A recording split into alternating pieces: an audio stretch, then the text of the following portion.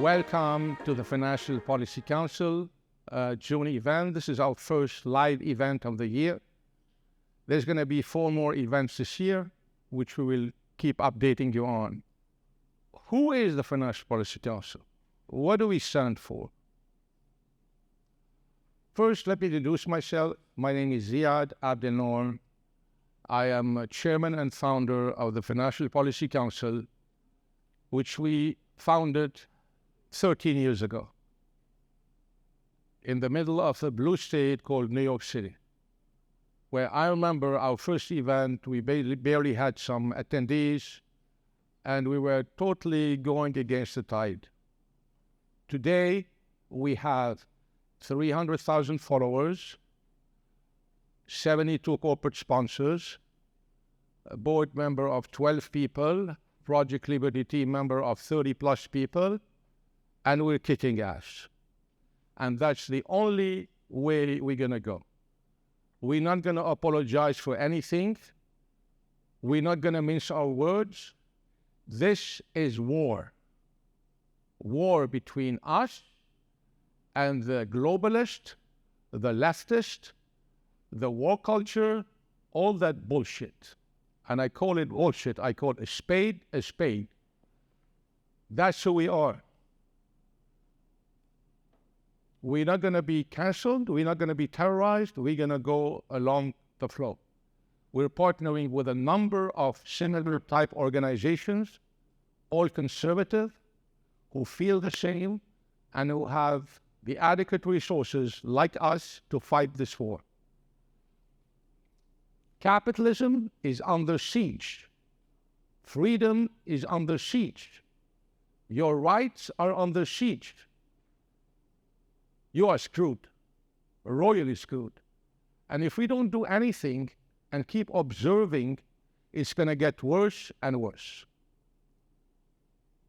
At the end of the day, it's all about freedom, and freedom is about wealth creation.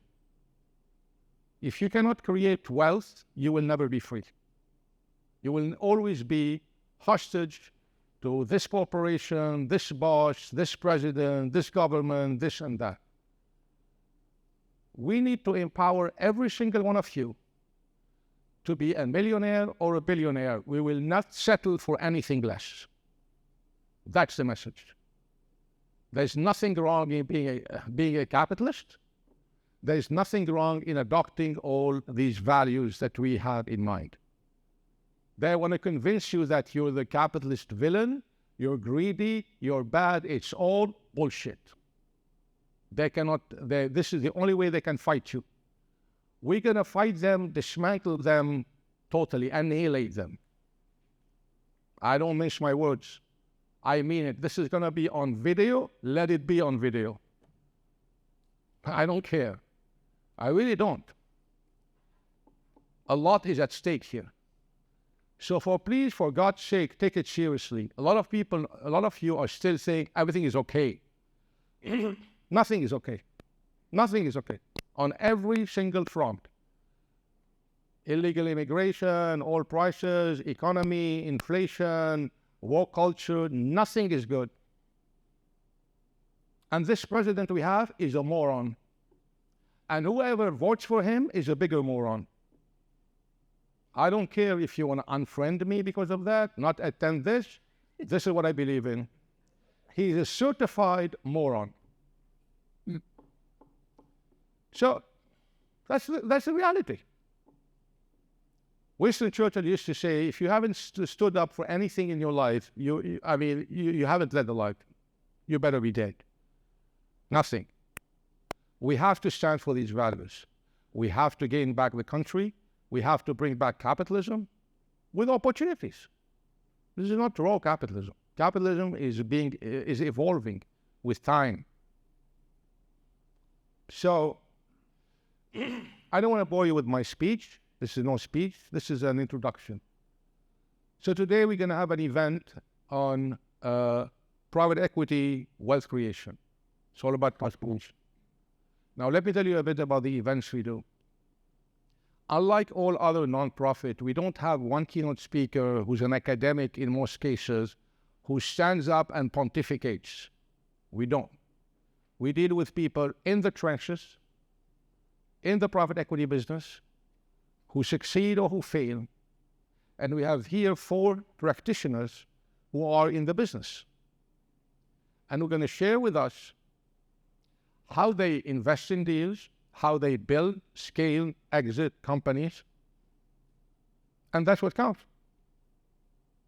Every event we do, we invite practitioners, people with skin in the game, operators who have failed or succeeded.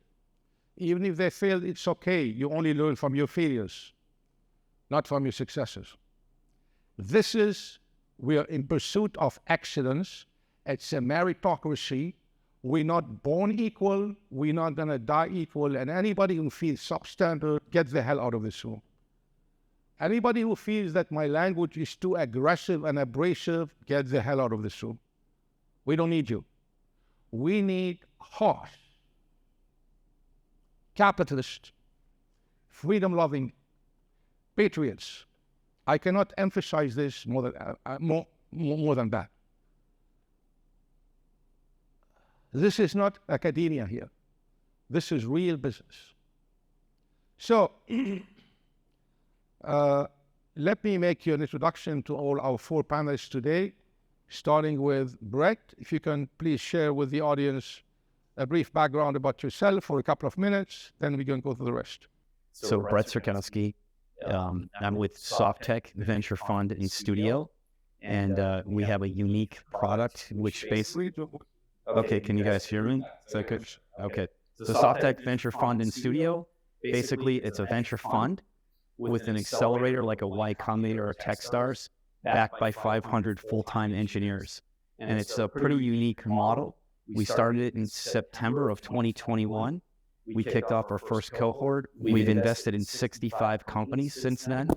We run 2 cohorts per year. It's 15 to 20 companies in each cohort. We invest and get them through the accelerator and help them get the companies get funded on the way out. And we're just having a blast. It's a great time for startup companies. That's really key for me, and I'm also on the board of Financial Policy Council. Thank you. Thank you, Brett.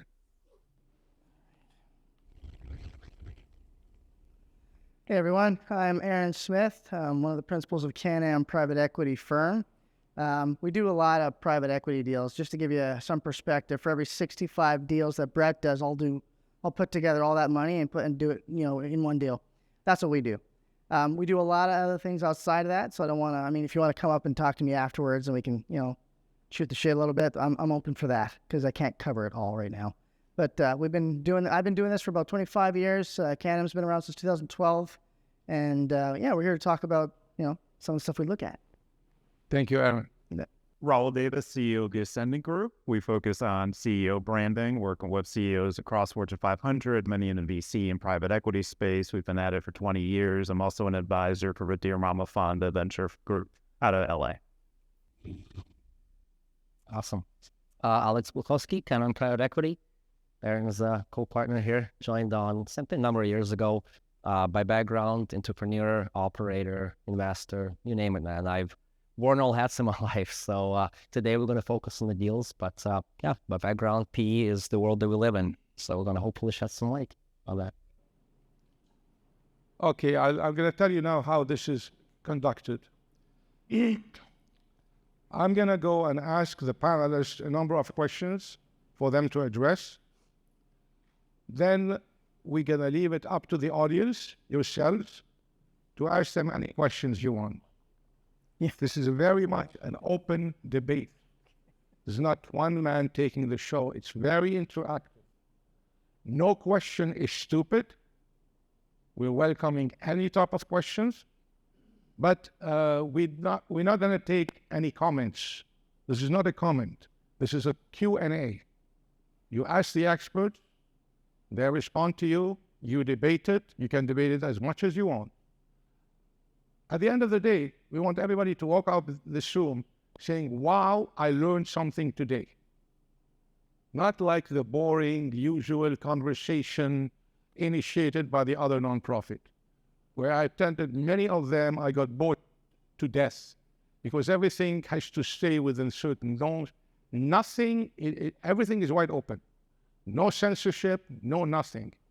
Any view you have, we're here to empower you, to teach you how to make real money from people in the trenches who are doing it every day. Not from an academic at Harvard or Wharton who's pontificating and telling you how the system works. They know nothing. They don't have skin in the game. People with no skin in the game, I never listen to their opinions. I don't care their opinions. They know shit. Very simple. That's what it is. This is the world, black and white. So let's start with the question. And this is addressed to all of the panelists. So, gentlemen, as experts in the field, what do you believe are the key attributes that investors look for when evaluating investment opportunities? Start like this with Brett going forward. Key things are the team, right? So the leader of the company, the CEO, the founders, that's really fundamental. The next piece is I would really look at the market opportunity.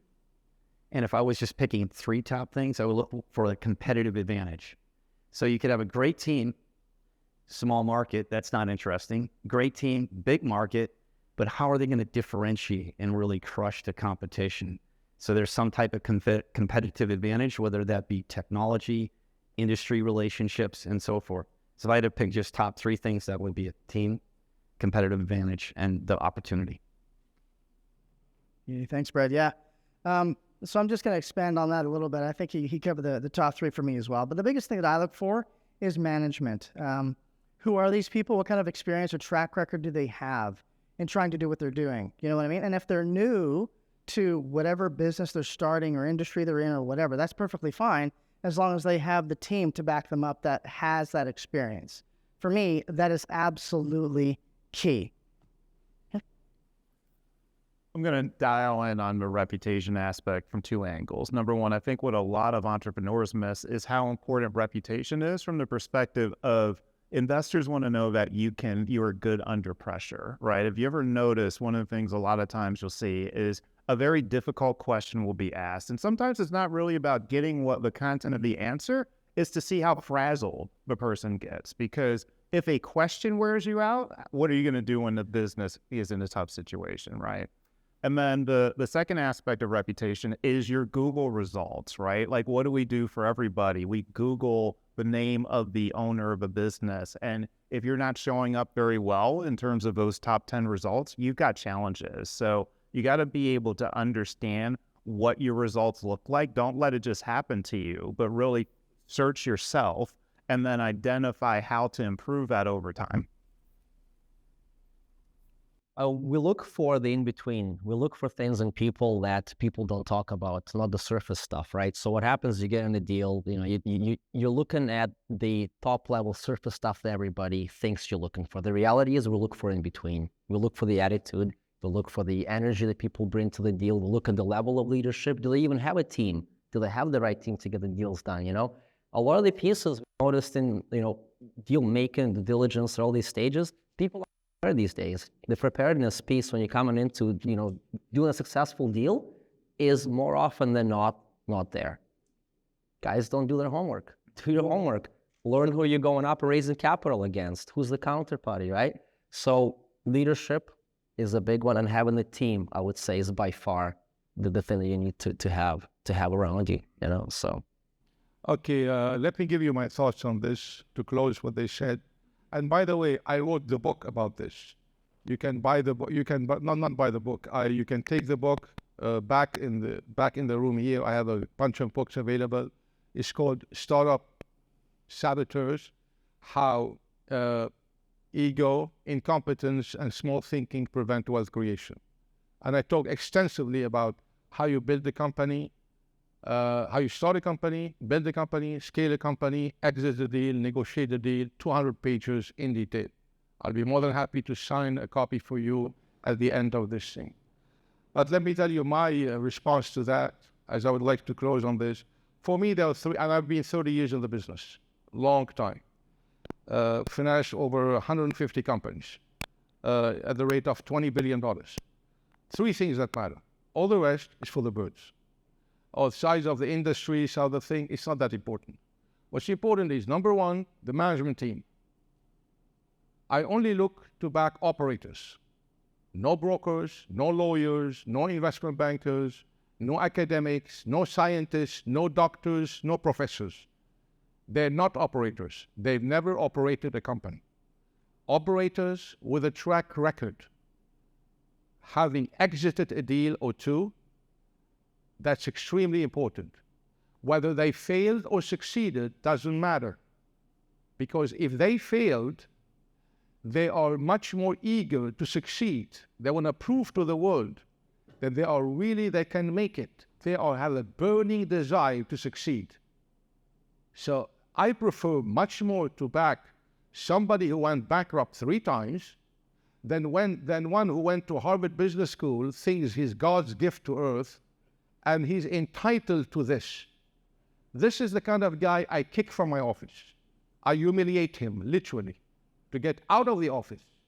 I cannot stand obnoxious, pretentious guys who think they're entitled to this and that. Get the hell out of my office.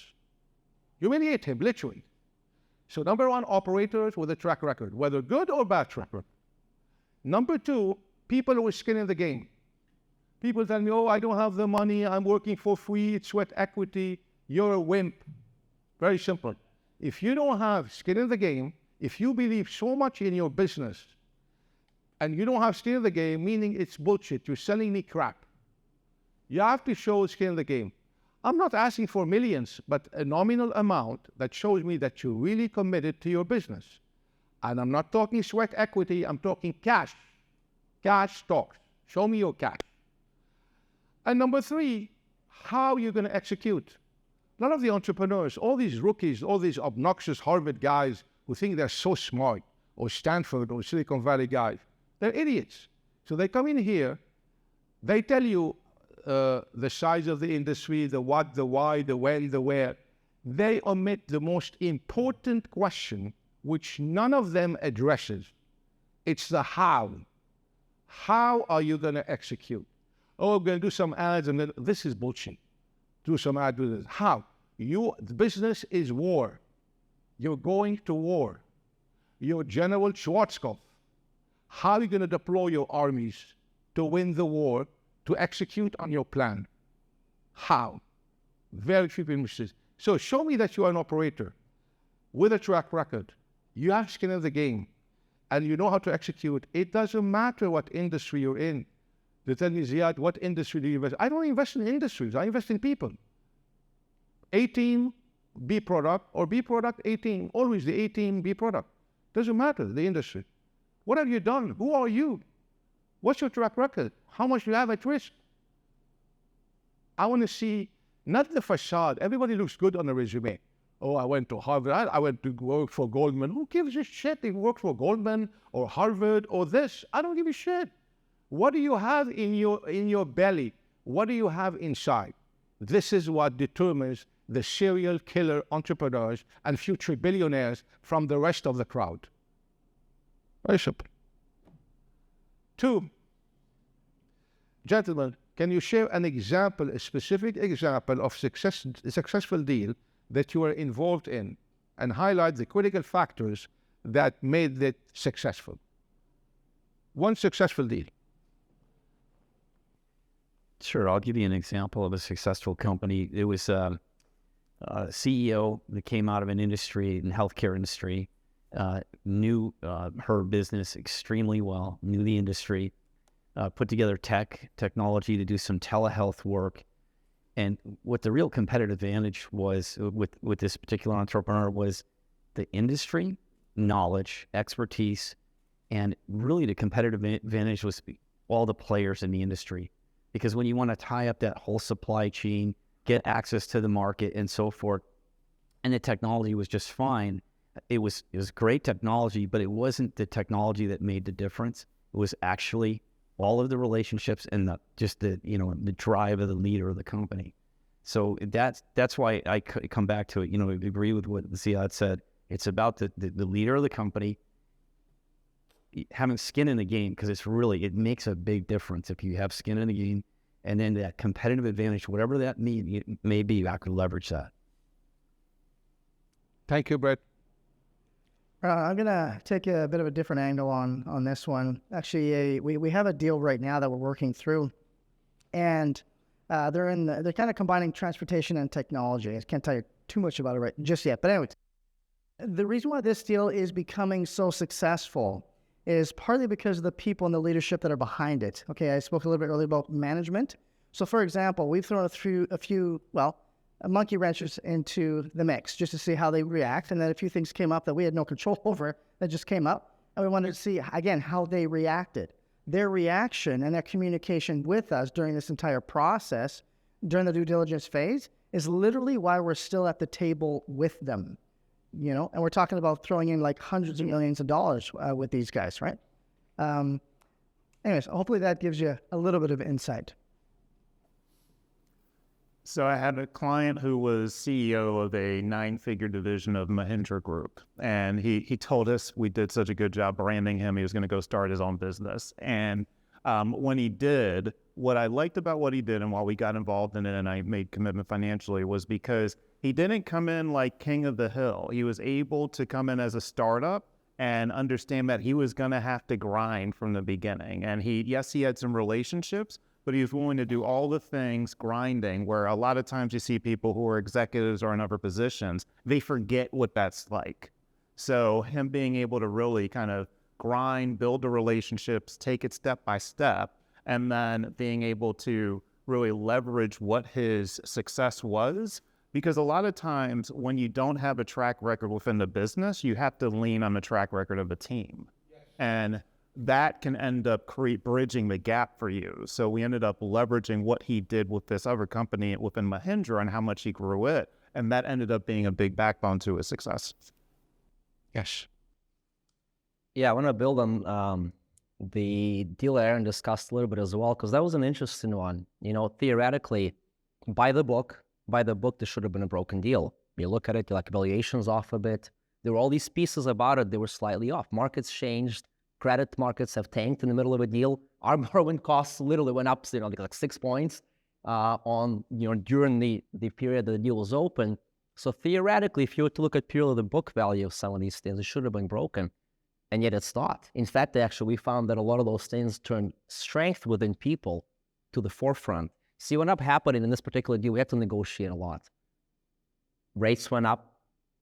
Deal didn't quite perform as anticipated throughout the due diligence stages, for example. So theoretically, a lot of these guys should have been just kicked out. And you go, why the hell are you sticking? Why are we sticking around with them? Why are we still looking at it, right? Because those guys were able to go through the process and adapt and adjust and realize that, wait a second, we don't have all the pieces maybe. And we're okay. We're here to listen, and we're here to maybe make the changes or the recommendations or the ideas that you guys are throwing at us. Why? Because they probably have some merit. So people are willing to listen will get a lot further than just the guys who are like, hey, listen, my valuation's off, or some bullshit, excuse, technical or something else. It's all about how you're able to carry yourself through a deal to the end and willing to negotiate and realize that, listen, there's no such thing as smooth deals. Anybody that tells you that is bullshitting. Not a single deal will go according to plan. It might be a small thing. It might be a total disaster, but no deals come together as what they seem like. That's a myth, in my view. Due diligence is key. It's all about due diligence. Not to know about the people, but the process, the company, etc. Could you please present some tips to the audience here as to how best to prepare themselves? A lot of them come back with, crazy stories. They don't have their act together. Their numbers are not audited. Their projections are like, crazy. They're not prepared. A lot of guys who come for funding are not prepared for funding. That's for sure, and they don't realize it. They think because they have hired this guy or they are in this industry. The industry is not going to make you. You're going to make your niche in the industry. And could you please share with them some tips as to how to present themselves, how to prepare for this, how to fasten the funding process? because it's not an overnight thing. Some people, it's going to take them 9 months to fund their deal. And some people, they have all their access together. They fund it in no time. Could you please shed some light on this? So in the due diligence process, one of the key things is risk mitigation. So in other words, when you're working with a new investor, you're going through the process, things happen, COVID happens, funding, banks fail. So what are your contingency plans? A lot of companies come in and they just prepare the happy path, and they're not prepared for the unhappy situations. So really coming up with risk mitigation plan right out of the gate. So you're anticipating any questions. That's really important. Another thing is with your due diligence is doing an internal due diligence kind of just check yourself right before you go out there, because if you start going through the due diligence process and things are inconsistent and so forth, it could cost time, and you could lose the deal because it might take longer to close the deal, and that money from that investor could get reallocated. So I think that, for formulating an internal due diligence, so kind of two key things I would say. Oh, I want to add one more. This is really important. I invest in early stage companies, and a lot of times the companies think they're the only one in the marketplace that has that solution. And, it doesn't take that long to just do a simple Google search and find out there's 80 different companies like that, and they're not aware of that, right? So know your market, know everything who are the competitors, who's coming up, that's it. Cool. Thank you, Brett. Yeah, let me give you an extreme example, just kind of piggybacking off of that. I got a deal one time. The guys came to me, I think they wanted to, Alex will remember this, it was about $5 billion, and they're doing a bunch of different things. I'm like, oh, great, sounds amazing. Send me your executive summary, your business. Oh, we got a full business plan. Sounds great. Send it all to me. So I received this thing, and this thing's a page and a half. They have 10 different things they want to do, seriously. And each thing was like one line, maybe 2 lines tops, right? And I'm like, what the hell is this shit? So they called me up, hey, so what do you think? I was like, oh, are you kidding? There's nothing here. Don't do that. Okay. So what should you do? Say if you don't, and they spoke really well about the things they did, right? That wasn't the issue. That's why I looked at them in the first place. But look, if you can't do a business plan, hire it out. There's lots of people who can, okay? There's nothing wrong with that. Make sure you have the documentation in tow, taking care of the risk mitigation factors, everything that's included, so that way when you're being asked the questions, hey, well, what if this happens? You can answer. You can actually respond to that intelligently, right? I'm going to come back to something we were discussing at the podcast earlier, Ziad, that all of us have two choices with your business, right? Either you get branded or you get labeled. So if Brett came in here in a tank top and asked you not to judge him, it'd be too late. It would have already happened, right? So we have seconds where people are making a decision. You only get the first 3 seconds. Everything else you have to earn after that. You got to get to 10, you got to get to 60, because like you said, you saw this deck and you're like, get out of here. They might have had the best thing ever on slide 8, but you did not care at that point.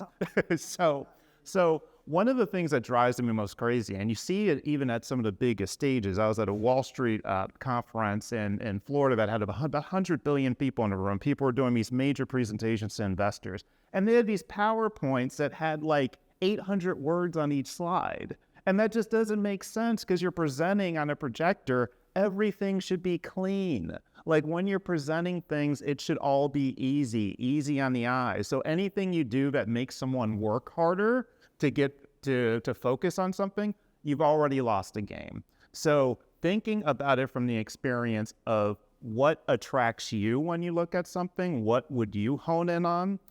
If you have to apologize for your website, you're making a mistake. Either don't have the website up or work on it harder so that it's driving the perception you want. And then lastly, the thing that drives me crazy is people who take photos with their iPhone. Do a professional photo shoot. If you are not willing to invest in your own image to that degree, why should an investor invest in it then?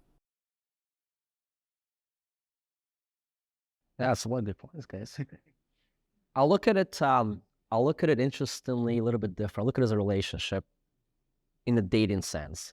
Okay, here's what happens, guys and gals. Somebody shows up looking for capital in a deal. They might not know you. They might not know your firm. They might know who you are, but they need capital. somebody with capital is looking to park that capital in a deal, and they don't know you either. So you have a very short amount of time to get to know each other. And that amount of time is sometimes a couple of weeks, a couple of months, and for the most part, it can be 3, 6, maybe 9 months. It's still a short amount of time to get to know somebody, get to know who they are, find out all the skeletons in the closet, all of these things. As a sponsor, let's say financially, we don't have time to get to know all the nuts and bolts of it. But we have to get to know enough to be able to make a very conscious decision. Is this a good investment or not? Is this a good team or not? Are these the people that we want to back on the very limited amount of information that we have? So the biggest thing I would say is when people and anybody is looking for capital, coming in, looking for capital, be prepared. 50% you're going to get right. You can look out the technical, you can look out the valuation pieces, you can look out a lot of things that are, go and Google it. There's a lot of recipes for how to structure a deal to be prepared. But what they won't prepare you for are how you come into a deal. How do you handle yourself, right? How's your attitude? How are your responses? Are you a douche? Like, do you take things personally? How do you handle situations? Say, if I throw a hypothetical, or not even hypotheticals, we'll throw real case scenarios at guys. Hey, this just happened in the deal, and see how they handle themselves. That answer will be probably more important than 50 pages of due diligence reports that we're going to get back. That one case or that one situation, it could be totally unrelated. It could be what happens if, let's say, credit rates go up. How do you handle that fact? What if I come back to you and I say our terms have changed because the market conditions have changed and your deal's not as good? Are you still going to take it? Are we going to negotiate, right? So how you handle those little pieces, I think in our mind, probably sometimes makes or breaks more deals than the fact that, technical or there's a gap in the board, position needs to be filled. Those things can be filled. Those are easy pieces. It's the in-betweens that I think, if you're going to come prepared, understand that guys will look at those things sometimes more than, software. Yeah. Thank you, Alex. There's much more than meets the eye. I'll tell you in my experience. Number one, a lot of people can come and send you a marketing stack, very great slides, great colors, where there is no mention about who the management team is, how much money they're looking for, what's been their revenues, what's the pro forma, nothing. They think you're going to be dazzled with all these pictures, and they're asking for $50 million or $100 million. And then I was working with Brett on a transaction like this, and this guy is basically, he wants to raise money at a valuation of 27 times revenues. 27 times. Totally crazy. These guys are totally inexperienced. They don't know if you don't know how to present yourself and your value proposition, it's a killer. That's it. You're going nowhere. Or other guys who come with, they're like robots. This is my presentation. You have to give them that much time to do that. If you interrupt them, they tell you, sorry, let me finish. Fuck you. Sorry, let me finish. I mean, this is the kind prepared for that. This is the guy who got interrupted. Some snowflake who got interrupted because I asked him this question. Listen, I'm betting on banking shocks. If you're not like this, I don't want nice guys. I don't want soft guys. I don't want guys who give you half-assed information. For example, I asked him, okay, the financial not here. How much in revenues did you do last year? Or profits? Oh, I don't know. I have to check with my CFO. What an idiot. So if the CEO doesn't know how much revenues his company is doing or EBITDA, and he has to check with the CFO, that's already a killer. He's dead. That's it. I don't mind if you come in my office and tell me I am God. I will believe you if you can back it up. Back up that you're God. And I'll believe you. But you don't come tell me you're God and you're a big, and you cannot answer simple questions. This is how ruthless you're going to have to be to bank successful deals. A lot of people are not because they're too lazy, they're too obnoxious, they're too entitled, they don't have any money, they don't have any vision, they don't know how to execute, and they're looking for an idiot to bank them. Because it's not their money anyway, it's other people's money. So if this guy loses, it's okay, it's not my money, sorry. Sorry? There's no sorry for me. There's no sorry. You either do what you say you're going to do and you execute, or don't waste anybody's time. They don't teach you this. I'll give you another example. They don't teach you this at all these elite colleges. Elite my ass. They're not elite for anything. So let me tell you the difference. So a guy comes in, oh, Ziad, this is a startup or early stage, no problem. I'm going to start making money in 3 years. I'm sorry, I'm going to save money in 3 years. I'm going to lose money for the next 3 years, and I want $50 million. You know? So then, okay, let me ask you a question differently. If you have access to all the money in the world, what will it take you to be profitable 6 months after I fund you? 6 months. Oh, it's impossible because you know the cost, the startup cost, because some idiot professor at Harvard Business School told him, and all of them think the same, they're all robots, that you cannot do this. You have to understand, that you're going to lose first 2-3 years money. No, it's not true. If with all the money in the world, you cannot be profitable after 6 months, you have a problem. You know what the problem is? You're not a businessman. You may be a scientist, a technologist, you're a very smart guy. You're not a businessman. If with all the money in the world, you cannot be profitable after 6 months. You have to be able, a simple answer would be to resolve this. You know what? I will go and do a roll-up. I'll go and buy another company that's profitable.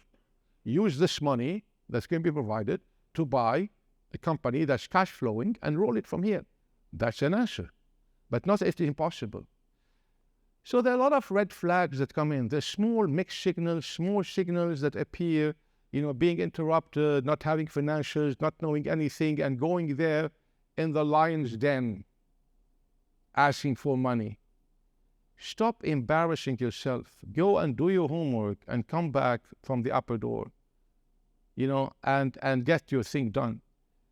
There's no discipline, and this is not taught anywhere. They don't teach you this at Wharton or Harvard.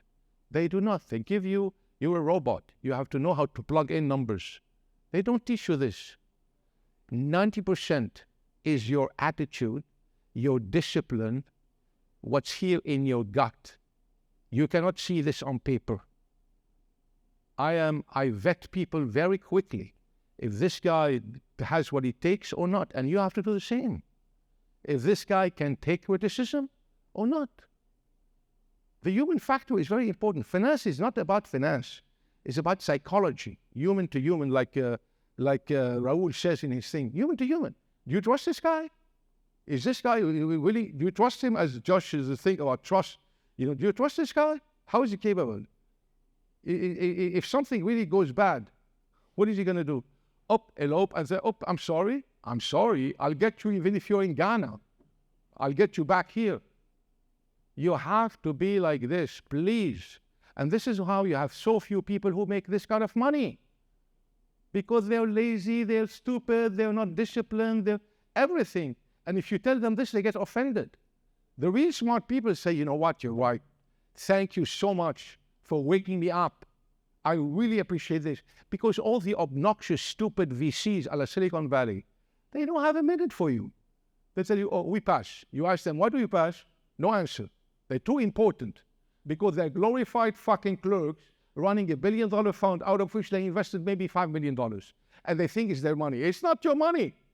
You're an employee. You're a glorified clerk working for a company like Warburg with $10 billion. You're nothing. You have very little skin in the game.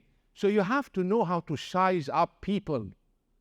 A lot of people think they're so important. No. You're not that important. This is who you are. When you put them like this, their attitude changes. They will respond to you. If not, they will treat you like a doormat. Like I deal with all these billionaires in the Gulf. They think they're so important.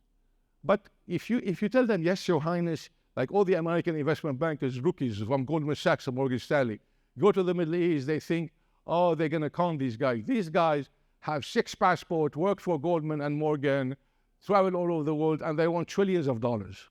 This is not the same Middle East today as the Middle East of your fathers. This is a very, very sophisticated group. They will have an American investment banker. They will eat him for breakfast, lunch, and dinner. This hubris we have, this stupidity we have, This lack of discipline we have has led to where we are today, has led to the state of capitalism we are today. Capitalism is under siege, regressing, because we did so many mistakes, so many errors, and we keep doing them. And nobody wants to learn. And everybody has a huge ego. I mean, you have to look at it like this. It's not a small deal. A small deal leads to everything. Who are they creating today at these big elite colleges? Robots. They don't want entrepreneurs. They don't want that. They want robots to go process.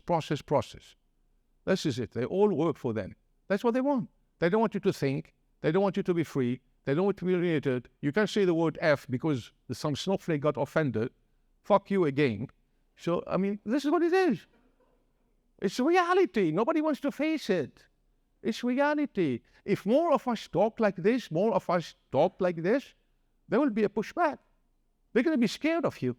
Yeah, I would rather they will be scared of me than love me. I don't want to be loved. I want to get things done. I have an agenda. I'm not here to be loved. I'm not running for office. I'm not going to run for office. The FPC is not a political organization. We want to create wealth creators, builders.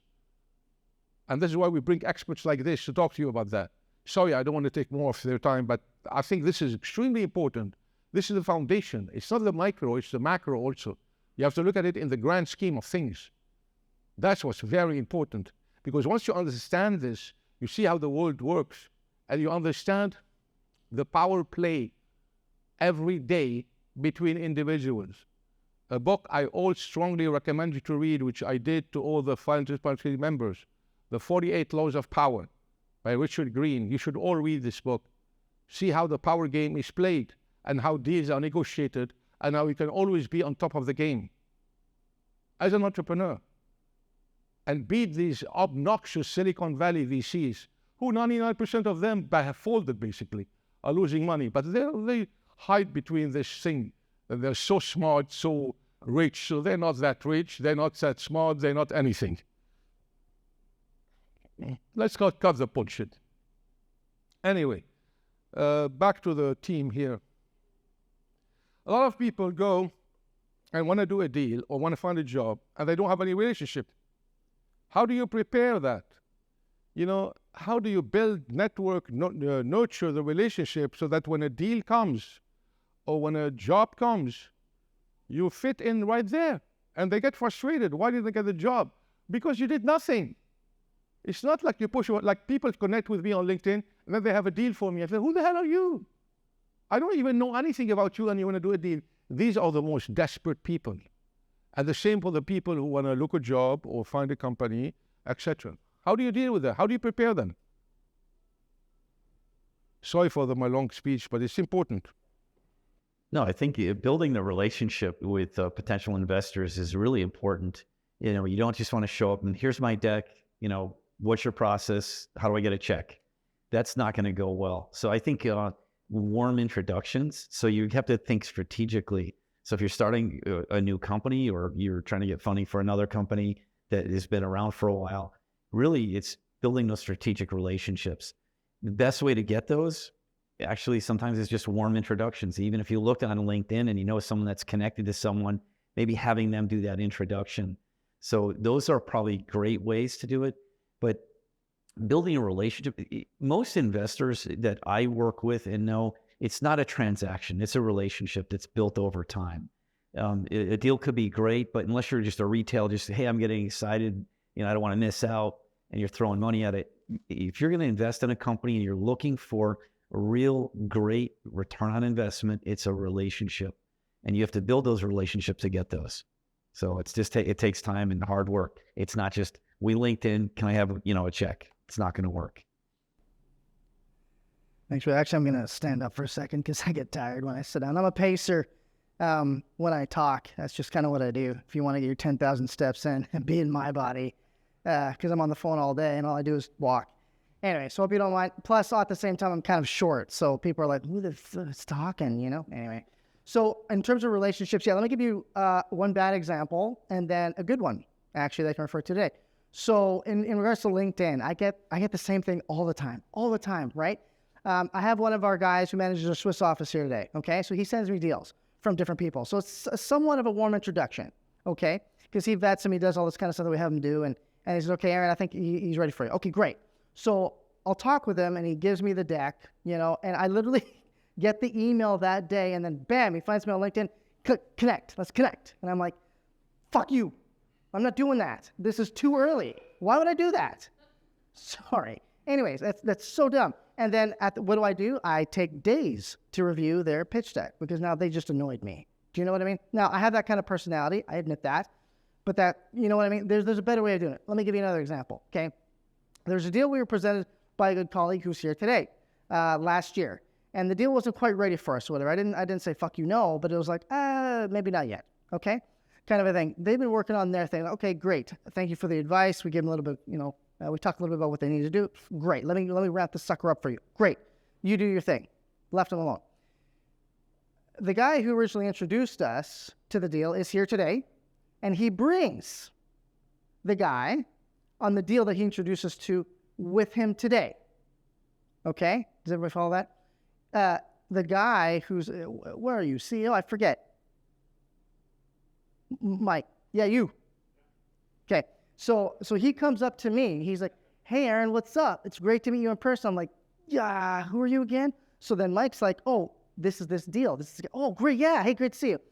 So just to be a dick, I was like, all right, you got 1 minute because I'm going to go on the panel right now. Tell me what's changed. He's like, oh, all right. He stepped up. He told me a few things, and I'm like, okay, let's talk after. Done. Right? Now, I know the guy. I know what he's about. Things are good. Okay? Hopefully that gives you an idea. Thank you, Aaron. This should never be the reason you fail, because there are ways to make connections with people. Go to the right event where the type of people you want to connect with are at, and don't talk about yourself. Ask them questions. Find something that they are passionate about and connect with them on that. They'll get lost in the conversation, and then you can bring up whatever you want to because you've earned that at this point. And on LinkedIn, go through someone's profile, go through what they posted about the last 60 days, and find something to lead that with, even if it's a cold LinkedIn connection. If you share with someone something that they wrote about, something they care about, something they can identify with from the beginning in the first couple sentences, you're more likely to get them to read your full message and to respond to you. You know, that there's a tendency today, it's the me. Everybody is about himself. You know, me generation. It doesn't work. I mean, nobody cares about you or what you think. What value added do you bring to the relationship? You know how many requests I get on LinkedIn? I want to connect with you. I think it's good to connect. Like this. I told them, what can you offer me? Literally. Crickets. Nothing. They vanish. Because all of these people, they want to connect just for themselves to see that, look how many connections I have. I'm a connected guy. Look, I'm connected with Ziad, with John, with Peter, these are influencers, etc. It's about themselves. It's not about you. They're not here to serve you. They're not here to help you. They're not here to empower you. It's about them. This is the kind of people I totally avoid. They're like a plague. They're problems. And if you don't take their deal, like Aaron was saying, they get upset. I don't want to take your deal. They think that by connecting with you, they have the right to invade your privacy, and you have to do their deal. If you're not, you're rude. This is the world upside down.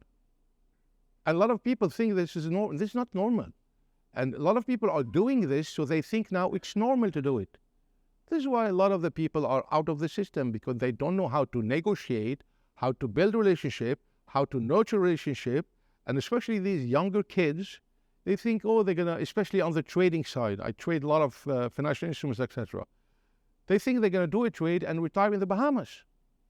Overnight success is 15 years. Rome was not built in a day. They don't want to suffer. Instant gratification. They want to push a button. Oh, I caught Ziad. He connected with me. He's going to do this deal. And when they come in with their presentation, there's nothing of substance. Nothing. They're prepared to anything. If you want to hit people like this, you better be really prepared, because these people will eat you alive. if you're not prepared. If not, don't approach them. Approach some rookie and fail. Keep failing. Insanity is doing the same thing over and over again, expecting different results. They don't want to learn. It's all about them. This whole generation scares me. The way they expect things to happen and the way they interact and they do business. They know nothing about business. Nothing. And they don't want to wait. It's okay if you don't know. I know nothing about business. A lot of us didn't know. But I waited. I learned. I worked hard. I suffered. I had long nights. I had frustrations. All kinds of things.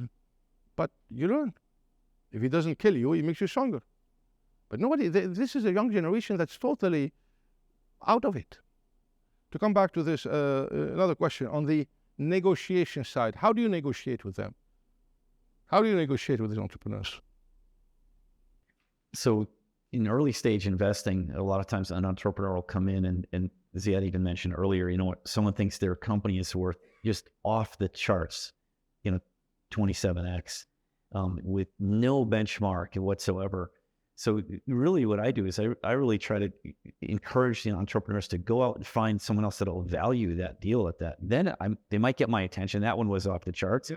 But for example, it's like, okay, that's great. You think it's that. I don't. Go find someone else that's going to, invest at that level. So it's really, investing today, and it always has been, it's driven by the market. It's not just like, I think as an entrepreneur, this is the value, therefore it is. Because they think it is. It's all about managing people's expectations. That's all it is. A lot of people don't do that. It has to be a win-win. Sorry to interrupt. No, that's really key, like in that negotiation piece.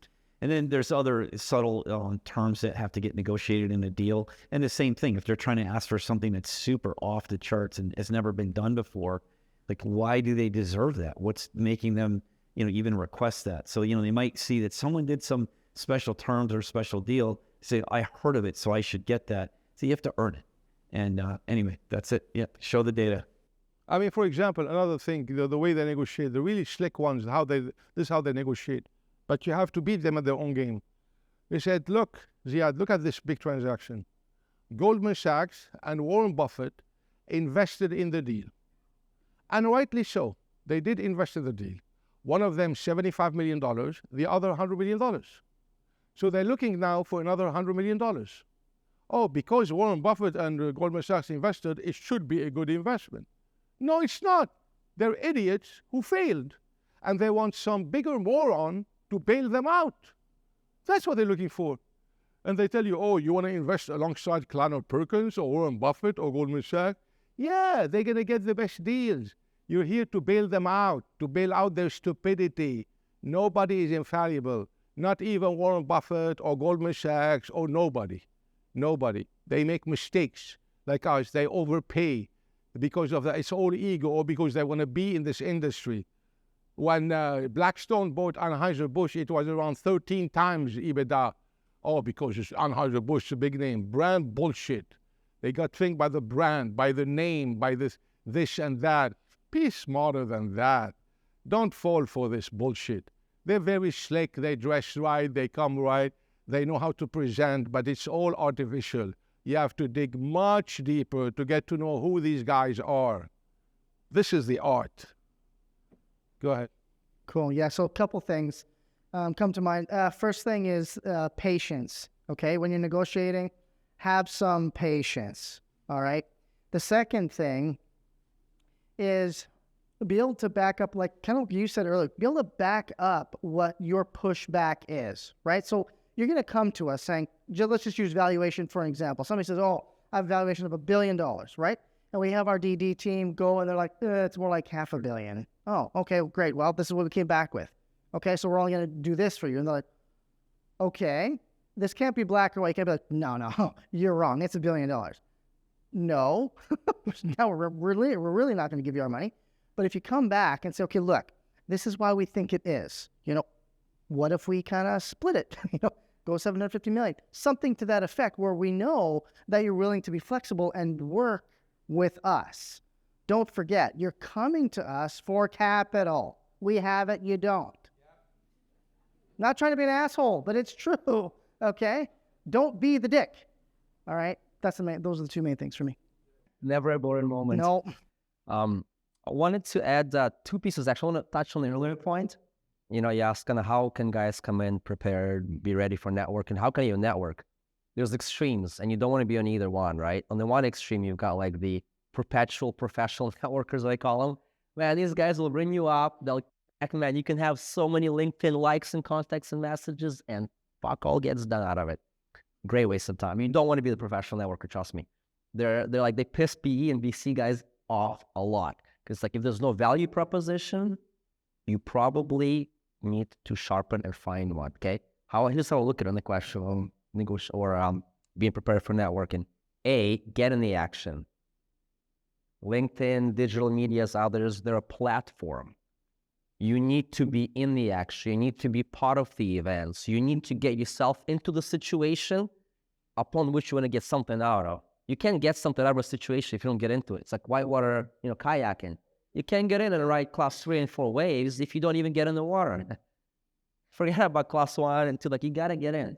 The secondary piece is value proposition. I realize this a lot. And I wondered, I'm like, why do you have so many contacts on LinkedIn and like less than maybe 10% of them are actually valuable contacts that you stay in touch with? Most people don't have a value proposition. Ask them, what is your value proposition? Why are we exchanging information or ideas? Like, what are we here to do? Just have some nice shit to say to each other? I'm not here to make friends. We're here to make money, do business. What's the value proposition? What are you looking for? What do you have to offer?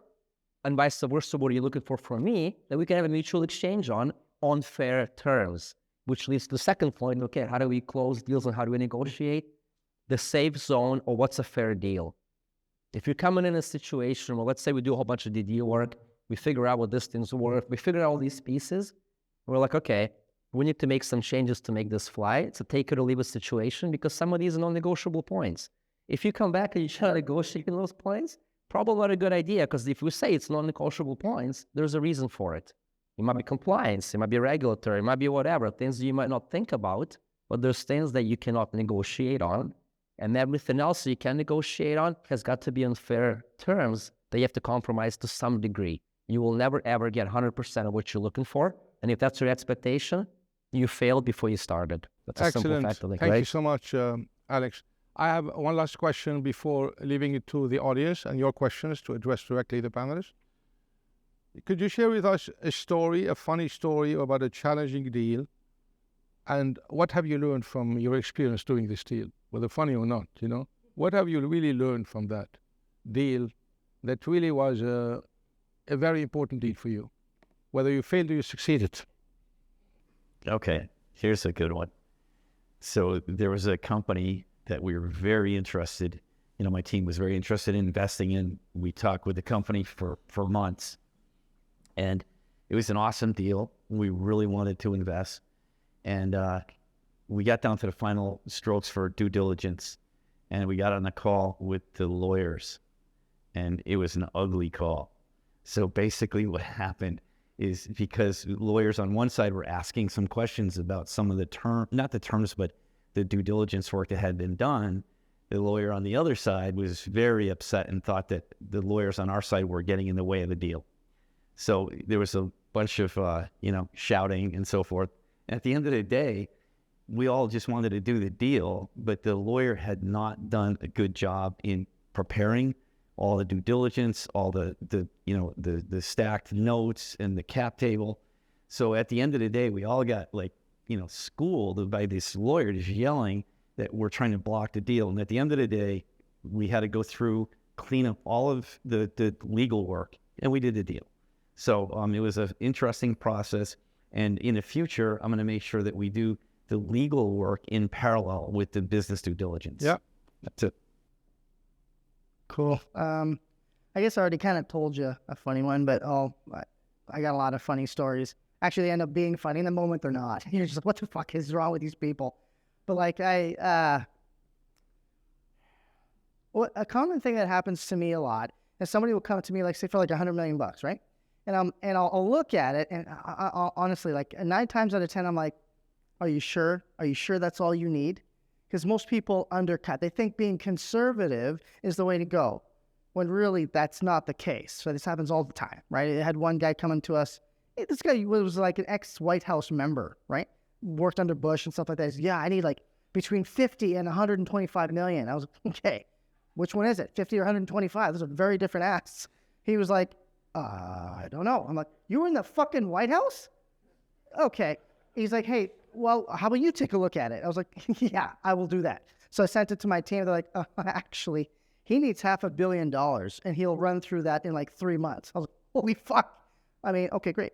So I went to him. I'm like, hey, you're going to need like $500 million, right? He was like, holy shit. I mean, great, right? And he's like, can we get that? I'm like, well, can you prove your case more? Because my team already kind of did, you know? He's like, nope, but let me get on it. I was like, good idea, right? Anyways, within 3 months, we got him that. Because of that $500 million, he got $30 billion worth of contracts in the next year. Ridiculous. Anyways, that was one of my stories. Yeah, I mean, this one's kind of a comment on our industry in some ways. So had a client who had a 600-page IP manual of all the innovations they're going to do, but did not have anything they actually had done yet, right? So completely pre-revenue company. So we decided to position her as one of the #1 experts on innovation in her space, right? Media ate it up. All of a sudden, she's raising investment capital, raised a few $1 million, gets $300 million in potential projects, closes 75 million of them. And it amuses me because anyone who says you can't raise capital, like all we did was come up with a tagline basically, and that one thing and that positioning got all of that done. So it's humorous to me, anyone who doesn't think that you can't raise money. Well, I can't tell you specifically because I give the client away. I can't. Yeah, so sorry. I'll tell you later. I'll tell you after. Okay. You know, by the way, it's much easier to raise 100 billion or 500 million than to raise 1.5 million. Much easier because these guys have their act together, good plan, good team, good everything, where the other guys can't even afford an accountant to audit their number. You know, how do you want to do business with people like this? We don't have any track record, any money, any execution capabilities. Very difficult to raise. If you want to raise the big box come very... You see, this is the problem that most entrepreneurs think, oh, it's too big for me to raise this money, so let me stick to this small size. Wrong. It's all wrong. Nothing to do with the size. The bigger, the better. The economies of scale are there, the team is there, everything is there. Just a small note. Go ahead, Alex, finish. You said something interesting earlier, Zia. That had to do with points of due diligence and all those things for a second there. Remember Theranos? Elizabeth Holmes? So there's a really interesting business case study there that I sort of realized as you were talking. And there's a lot of interesting cases there. But the one about is, remember, on that deal, that every major iBank, every major player, everybody followed because the other guy was in. Everybody supposedly has done their homework. Millions of dollars spent on putting the deal together in suits and teams. And I have no idea what the fuck they were due diligent. There was nothing done. Not a single person on that room asked a simple question. Man, does this thing even work? Has anybody tested this thing? Right? Like in terms of this is what a lot of people do. This is why, like the deal I told you about Goldman Sachs and Warren Buffett. This is it. They invested there. They are gods of finance. No, they're human beings. They err also. They make mistakes. And when they make mistakes, it's very huge mistakes. Yes. Right? Is it? Yeah. The question about the deals, it's usually the broken deals that end up teaching you the most lessons. And the biggest one that I've learned over the years, there's many, many years of like trials, tribulations, lots of success, lots of failure. Like there's no such thing as like you succeed 9 out of 10 and fail 1 out of 10. Sometimes you fail 6 out of 10. You know what I mean? Like things can come apart for any reason at any time. And quite often it's even for things out of your control or for absolutely things because of your control, because of something absolutely stupid where your true colors came up. You know, like I just wanted to add that point. We had a deal where this is learning around the psychology of things. I think maybe it's an important one. We're in the middle of a broken deal over a year and change ago, late stage, deep closing. And we're coming in, numbers generally checked out. Things were looking pretty good. There were some things we weren't quite happy with, but okay, let's move it along, right? These guys ended up trying to bid up the final negotiated price behind the scenes at closing stage by trying to, stalk a horse, basically, thinking we wouldn't find out, right? We do find out. They lose this investment. They lost the other theoretical investment that was really kind of there, but never really. And guess what? There was zero deal to be done, purely because people try to game and maximize that side a lot more than you would think they would. And it can happen at any time for any reason. And we have to watch it, because guess what? That could have been a $20, $30 premium for something that we didn't think was worth 20, 30% more. Maybe some other guys would. I don't know. But yeah. Thank you, Alex. Okay, we'd like to leave it to the audience right now. Any questions you have for them, for me, for whoever you want? Steve, start with Steve. Many professional industries are going to be impacted, such as law, such as accounting, with generative AI. How's private equity and venture, its process, going to evolve with that tool? Is this going to go the way of algorithmic trading for short duration trades? Or is your industry going to be challenged and you can use the bots to basically make decisions? I think that companies need to be incorporating basically AI and machine learning into their business models. It's making a great opportunity for investment. I'll give you a great example. One of the companies I was looking at had to hire an entire team of engineers until they started using ChatGPT. They didn't have to hire the engineers. They could do it with a much smaller team. So it's making an opportunity for investments, right? Just because the companies can be a lot more efficient in many, many areas. So that's great news. So less capital. The other areas that those companies will have competitive advantages, right? And then, and the question I think more particularly what you're asking is, how does that impact our investing? Right, absolutely. So on that side, it's allowing us to look at data that we couldn't really look at in the same way with, instead of, we're an insured capital fund, so a lot smaller. We don't have the resources that, huge, analysts and research teams. So it's actually helping us across the board. So all in all, for investing, it's actually working great from the venture capital side. Thanks. Yeah, when it comes to AI, oh man, what a topic. First thing I always ask people is, have you seen Terminator 2? And usually the response is like, yeah. Anyway, as far as AI goes for me, I think it's a double-edged sword, guys. Like, it can enhance you, yes, but it can also go the other way, right? So if the AI hasn't been set up properly and you type something, like everyone knows ChatGPT, right? Have you guys ever typed something in that you knew about and it spit off some bullshit or whatever, and you're like, what the heck? This is not at all what is real. That's where you can kind of come across that point. But anyways, I'm just kind of rambling at this point. I'm going to let Alex answer this one for me. It's a good question, Steve, because we wrestle with this to a degree a lot, because the question becomes, all right, how do we position and how do our own roles become different in the space, right? In terms of what we do today versus what we're doing tomorrow. Technology is an interesting piece that I find in our industry will never ever take out PE firms. I'll tell you why. It's the 50% that we talked about, the gut feel decisions, the people decisions, the handshakes, the look in the eyes, the how are they handling themselves. You can't teach an algorithm that, because no situation is the same, right? So in our world, I think it's going to be, all those pieces will not get replaced. There's no, at least not anytime soon, I don't think. Now, the technical pieces, the valuation, the analysis, the operational decisions, the data mining, the making sense of the data to a form when you can take and translate into action, I think that portion of our business and every business is going to be put on steroids. Now, whether it's going to be beneficial, whether it's going to be, like Eric said, truthful in its analysis and how it all reflects, time will tell. I don't know. But I think there will be a portion of automation, definitely. It's already observable. I mean, you look at trading, you look at public sector activity, you look at a lot of things that are being done by other firms. They don't have people doing those. I mean, look at Aladdin, look at BlackRock, look at behind the scenes things the guys are doing. Really brief retort, not to be an arrogant question, but look at the batting average of private equity and venture, and can that be improved by other means? The short answer is yes, but will the article replace the pieces of why the industry is the way it is? That's, again, an opinion, time will tell, but we'll find out. Yeah. So there's a firm out of Kentucky called Kinetics, which they're a VC firm, and they do no relationship-based investing. Everyone has to fill out the exact same form, goes through the exact same algorithm.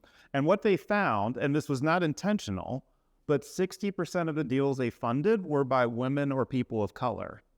And so that was just the way it worked out, having an equal system. So if it's allowing you to look at things you might otherwise not look at, then there may be some real value in it. And then in terms of AI in general, I look at it like this. There's a tidal wave. It's coming for you.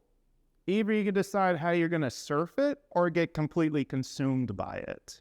So if you don't decide to get on it, others in your industry will, then you'll be running behind and you'll have to do it anyway. How many of us said the same thing about the internet? How many of us said the same thing about social media? Oh, that will never take on. So when these things come out, they keep going. Very good point, very good point. My opinion is AI is important, is here to stay, is going to be empowering more people, will definitely affect the returns, as you said, to a certain degree. But at the end of the day, it's all about people, for me. I'm an old-fashioned guy. AI does not build $100 billion companies. Steve Jobs built that. Mark Zuckerberg builds that. You cannot replace that. Invaluable. All these billionaires out there, all these game changers out there, not because of AI. With or without AI, they're going to do it. So it's all about people. So people give too much credence to AI and this. It's important. It's here to stay. In some fields, like medical, healthcare, it's extremely important. It's a game changer. But when you start applying AI to foreign policy and things like that, when an AI, a machine is going to determine how our reaction or thing between the Russians, the Chinese, etc., it becomes dangerous. So I am for AI, but you have to regulate it. If not, it gets totally out of control. People get too lazy about it. You cannot build what they have been built before just because it's different. Yeah, internet helped a lot, as Raul was saying. All these, but these are enablers. These are technology. At the end of the day, the essence of it is the people, their integrity, their smartness, their values, their way of execution. It's all about execution. AI maybe helps fasten the execution a bit, but execution is execution. It's all about people. I rely on people. People makes the world go around. So there's too much focus on this AI and this how we're going to change. And then, you know, everybody thinks that, oh, AI is going to be a great equalizer. A guy who's 18 years old who doesn't know shit now can write a paper that I write or you write with 30 years experience. What, great equalizer? What, I'm going to give him I don't want to give him this chance. No, he doesn't deserve it. It's all cheating and lying. Some people wrote ChatGPT papers based on references that don't even exist. They make up the references to make it credible. What do you think, I'm stupid? This doesn't exist. So there's going to be a lot of bad people out there, bad actors out there, who are going to use it to their benefit, cheat the system, trick the people, all that kind of stuff. So AI, okay, but AI it's under our control. We are the most intelligent species ever existed on planet Earth. We built all what we built, not because of AI, not because of internet, way before AI and internet. These were just enablers. Fine. They're going to help accelerate, refine, fine-tune. Yes, of course, we want that. We're not against progress. But it's like, oh, now we have the big AI coming. Screw that. Come on. It's human being. Just stick on the right people, do the right due diligence, who can execute, who have skin in the game, who have the vision, and you will go very far with or without AI. What's your stance on what types of businesses? You said that you're not industry-centric particularly. What's your opinion about building a moat around a business and investing in that type of business versus a business that's more of an incremental improvement or a massive disruptor? Do you have any kind of tendency to lean towards one or another type? I will leave it up to them to answer, but I want to give you my short answer. For me, it's scalable businesses. The business has to be scalable. You know, like a lot of people go into businesses that are not scalable. Give you an example. Like a lot of people come here they're on the consulting business. What stupid business is that? This is not a scalable business. because you have to spend 24 hours a day working on that to see results. A scalable business is a business that scales without you being there. This is really, a lot of people call themselves entrepreneurs or CEOs of company. They're not entrepreneurs. 99% of the entrepreneurs, in my experience, are lifestyle entrepreneurs. They're entrepreneurs because they can't find a fucking job. So they define themselves as entrepreneurs. And they are one-man show or a couple of guys who are trying to build a business that's not scalable. Entrepreneurs are people who can form a business that will go and run with time, not day one, by itself and scale. This is the kind of business you want to go after, so be very careful. Of course, it has to do with people, with a lot of things that I discussed before, but scalable businesses. You know, some people are very capital intensive, are not scalable, are with the wrong people, are in the wrong industry, are too early, are too late. You can't force things. It has to go. You can't force, no matter how smart the human being are, they cannot force things. They are into niche there, they capitalize on it, you know, and they do it. You can't force things. This is ego speaking. How ego, incompetence, and small thinking prevent wealth creation. These guys end up shutting their businesses, they can't make the money, and they can't scale it. And they waste all this time for nothing. It's not for nothing. They learned something. They had an experience. You learn from your experiences. You can't say it's nothing. Any experience, whether you fail or you succeed, you can learn from it if you have a positive mind. So I think I answered the question, but I'll leave it to the experts here. So your question was very generic. I would look at specific examples, but in general, you know, when I look at a deal, I'm looking for the opportunity to make a lot of money and a return on that investment. So it may be small, but if it's as small as a $1 billion return on investment for maybe a $100 million investment, and you know it's a 10x in a couple of years, that might be just fine. So I really think each business case, so it's not really just a generic, is it a mold kind of business versus, you know, incremental versus, I'd have to look at the actual case. Thank you, Brett. Yeah, good question. I agree that it was a little generic, and that's okay. So I'd probably look for more of a specific example. But for me, the way I look at it is I would look at it as both. So I would invest in both the business as well as the moat. For example, there's a lot of things that people don't think about. Like once a business gets going well, they have all this cash that kind of gets stacked, right? They like stacking cash in a bank account, and they're happy with their 3% return or whatever, even though inflation's, you know, a multiple of that. That's like their hedge, that's their moat. Not realizing they could literally use that cash and make, well, you know, 20, 30% more on that cash, putting it to work without even having any risk on that, right? So the way I think of it is money has to be done cyclically to make it grow exponentially or even geometrically, not linearly. In other words, linear is money going in to something directly and then coming back out directly, okay? That's the slowest form of growth. If you do it cyclically, where it goes in and out and in and out and in and out in multiple cycles, now you have that capital growing side by side with your business, okay? That's more of a moat than just stacking cash, if that makes sense. Yes, Scott. Hey, guys. This is a question based off just curiosity. How do you rank and prioritize deals? And 3 ideas might be straight profit, risk aversion, or impact. Like this is straight up going to help a lot of people. For me, it's the most impactful.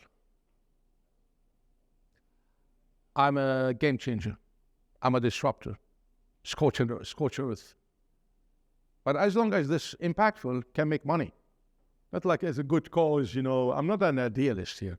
Oh, it's going to be an impact good for the world. No, good for me, good for the operator. So do good and make shitload of money in a very impactful way. No risk. Why do you want to be in this business if no risk? You're in the venture capital business, private equity business. Why no risk? And much other alternatives I can put money to play with more liquidity. Why am I going to be stuck for all these years if I'm going to make no money? So that's out of the question. Make money alone, it's not enough. It's boring. You know, you make money. Okay, then what? Why are you making the money? What's the end game? What's the purpose? People who make really fuck you money are people who have a purpose, an end game. And this is why they're doing it. So definitely, flying color, the impactful. But I don't just jump on it. Who is the operator? How much can the same criteria I gave you before? This is going to be really big. Yes, I want to give him all the firepower, human capital, financial capital, everything to make it happen. But definitely impact. Yes, I think different investors have different focus, right? So I'm on the venture side, so I'm looking for that big return. Okay, you have a portfolio. There's not every company's going to have a return. So I'm looking for impact, but I like impact, and what I focus on, very similar to what Ziad said, is it's just purpose behind it. It's solving something that's very valuable that like I care about. So there might be other businesses. I've looked at businesses that are going to have a much better return than another company, but it's not in, I guess, my DNA that I care about that particularly. But Scott, I want to add something that's very important also. I don't know if you want. I'm going to shout. So a lot of people come and say, I'm going to cure cancer. Bullshit. You know how many people came with they want to cure cancer? So this impact business I'm talking about has to be really different than, oh, I'm going to cure AIDS or cure AIDS has been nearly cured. Cure cancer or cure this. This is bullshit. These are big names, big themes. These guys never executed, are not operators. They're a bunch of doctors. Doctors are the worst people to finance. The worst. The most obnoxious, stupid people. They have nothing about business. They maybe go to MIT, to Stanford. They're smart. They don't know how to run business. Every time I see a doctor, I don't want to do the deal. No interest. So we're business people. So all this stuff we're going to cure. You know how many times over my career I heard I want to cure this and cure that? So they think it's impact. It's not impact. It's bullshit. What you're doing is impactful.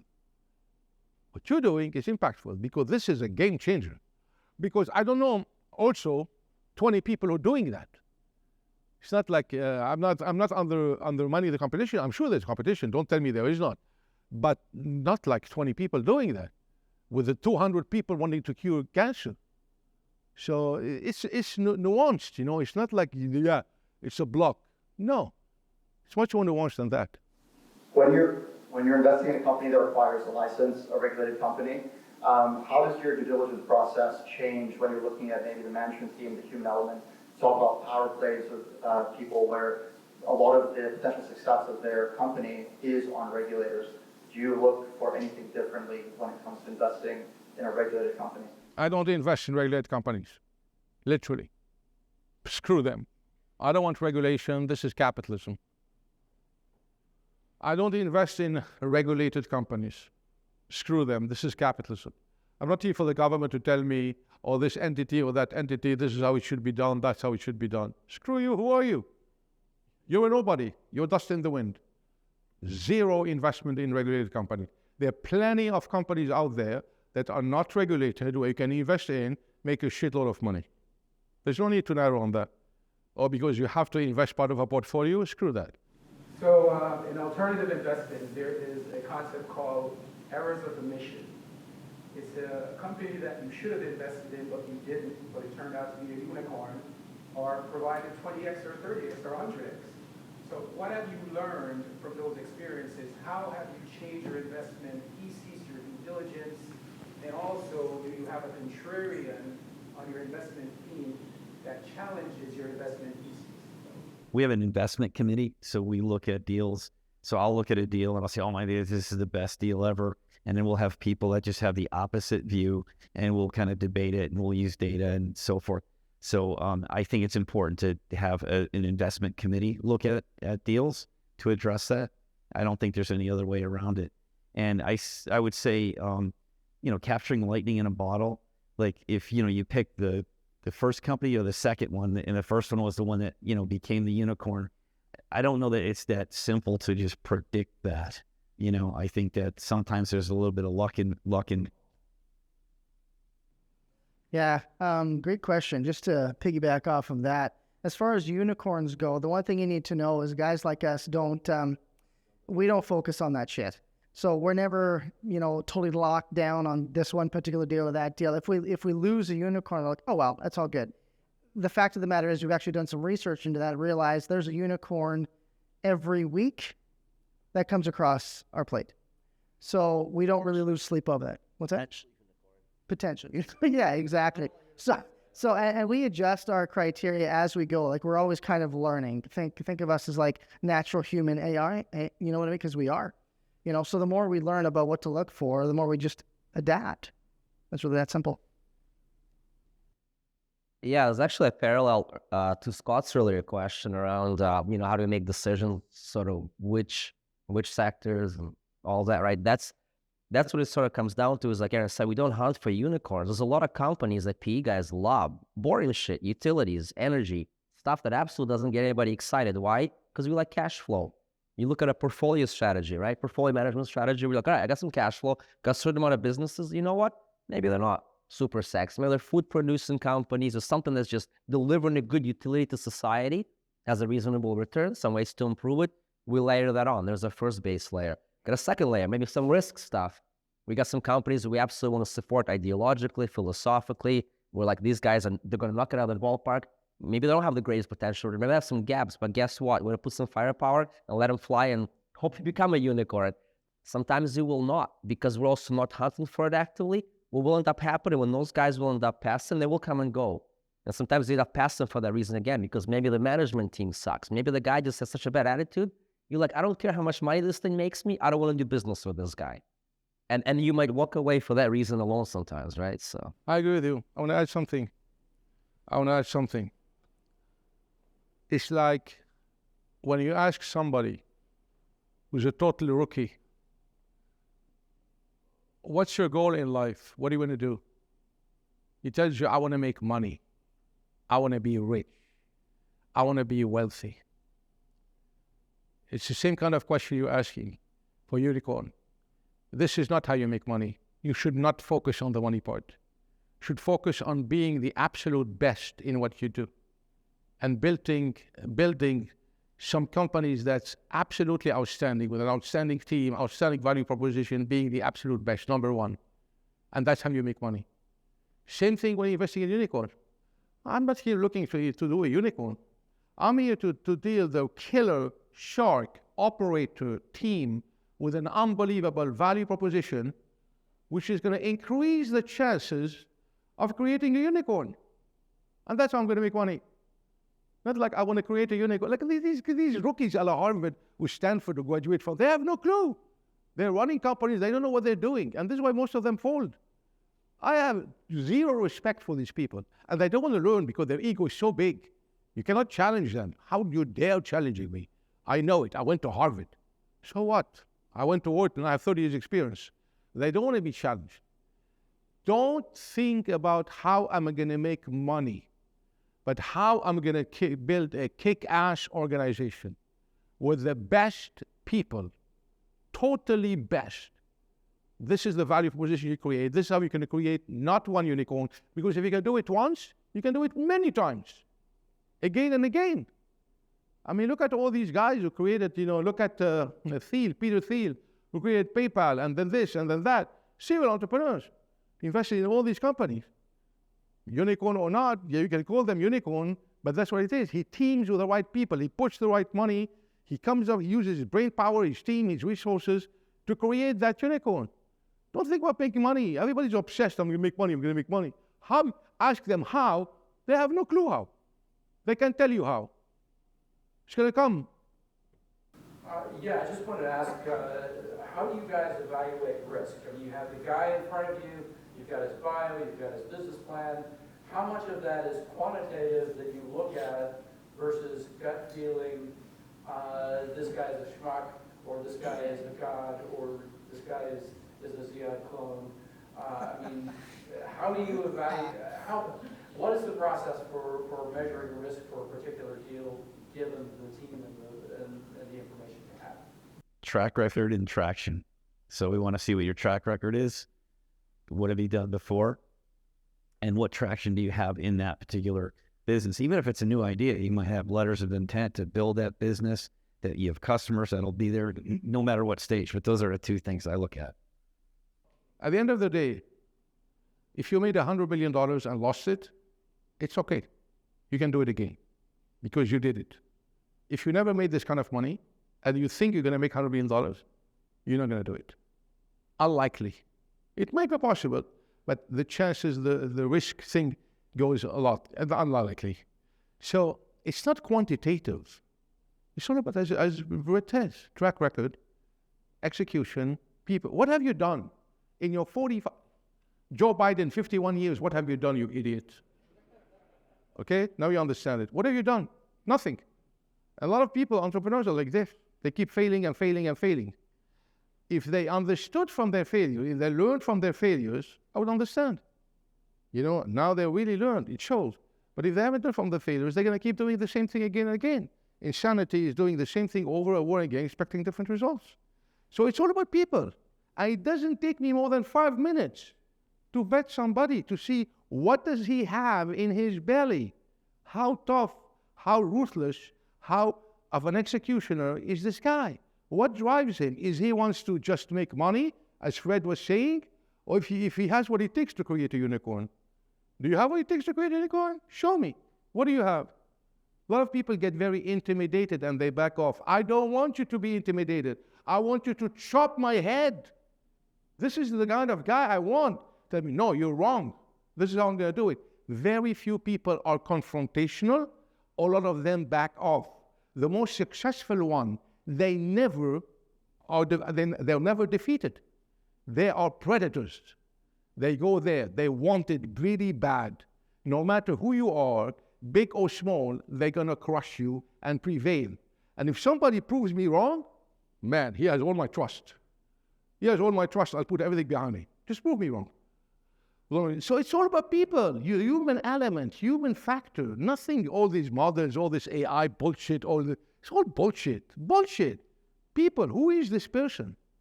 A lot of people hide it so well under a resume, under this, you know. But once you really get to know them, I have a security intelligence company that checks people, that really checks people. It's called Hawthorne Global. You know them. You know Lance. So, I mean, this guy was doing a trade with me. He sounded so good. You know, he dressed well. He spoke softly. Everybody's saying he's a great guy. I thought, no. This guy is a crook. He's very slick. Nobody believed me. So, okay, let me check him out. He gave me a proof of fund of $40 million from a Swiss bank that he has there.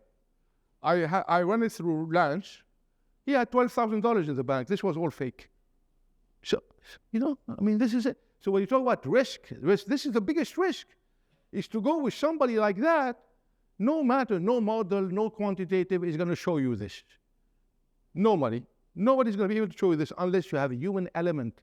It's like our you were ex-CIA. It's like our intelligence services. Satellite, all this shit, will show you only the surface. It's the human factor. You know, having boots on the ground in these countries where you can gather the intelligence. Same thing in business. Same thing in business. Same thing how you mitigate the risk. Yeah, so for me, it's both. I have teams that take care of the quantitative stuff to kind of start with, right?